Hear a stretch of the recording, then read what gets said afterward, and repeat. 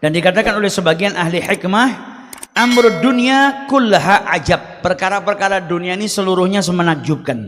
Akan tetapi, kata beliau, saya itu lebih takjub dari anak cucu Adam yang tertipu atau maghrur dengan 5 perkara. Perkara dunia ini semuanya menakjubkan. Tapi yang buat saya yang lebih menakjubkan, sesuatu yang dilakukan oleh anak cucu Adam ada 5 hal. Yang pertama, saya takjub sama orang yang ngumpulkan dunia. Sibuk ngumpulkan dunia, tapi justru dia tidak mengumpulkan sesuatu yang kelak dia akan miskin di sana dan lebih membutuhkannya, yaitu perkara akhirat. Harusnya jangan cuma mengumpulkan dunia, nanti engkau akan dibangkitkan dan engkau akan hidup selama-lamanya. Jangan sampai di sini kau kaya, tapi di sana kau justru malah menjadi orang yang fakir.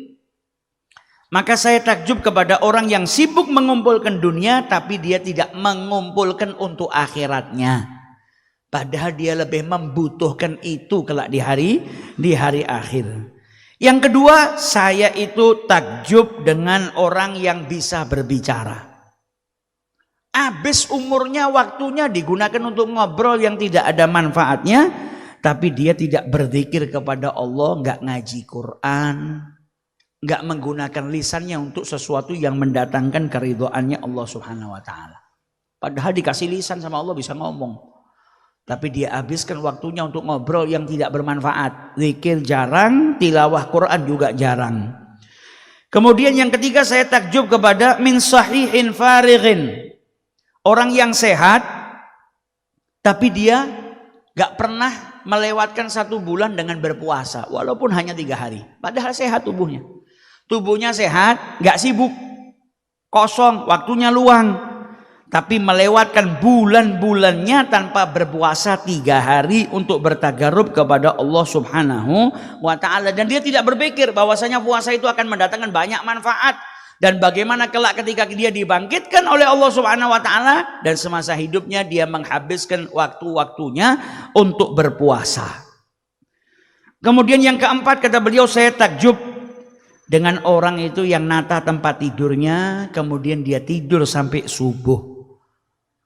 Kok ndak mikir untuk bangun di tengah malam, sholat 2 rakaat, fayaqumu sa'atun minal lail, bangun sesaat di waktu malam untuk Allah Subhanahu wa ta'ala.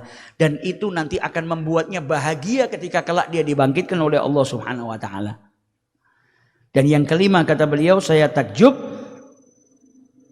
dengan orang-orang yang melakukan perbuatan yang diharamkan oleh Allah Subhanahu wa ta'ala, dilarang sama Allah Subhanahu wa ta'ala.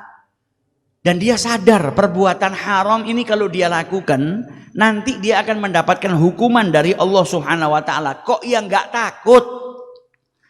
Kok yang nggak mikirkan bagaimana nanti konsekuensi yang harus dia hadapi ketika dia dihadapkan di hadapan Allah Subhanahu wa ta'ala.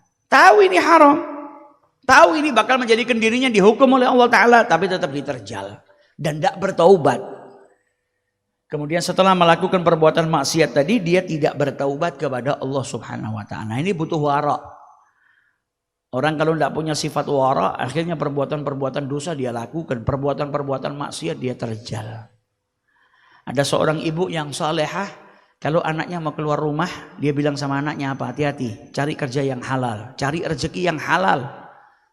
Ibumu ini sabar untuk tidak makan, nanggung rasa lapar di dunia, sabar, kuat. Daripada harus bersabar akan siksanya Allah Subhanahu wa ta'ala gara-gara makan dari makanan yang diharamkan oleh Allah Subhanahu wa ta'ala. Karena punya apa? Sifat wara. Jadi penting bagi seorang muslim untuk menanamkan sifat wara pada dirinya, nggak melakukan sesuatu yang syubhat, nggak kemasukan yang syubhat. Apalagi urusan makanan, jaga dirinya dari perkara-perkara yang diharamkan oleh Allah Subhanahu wa ta'ala agar amal ibadah kita diterima oleh Allah Subhanahu wa ta'ala.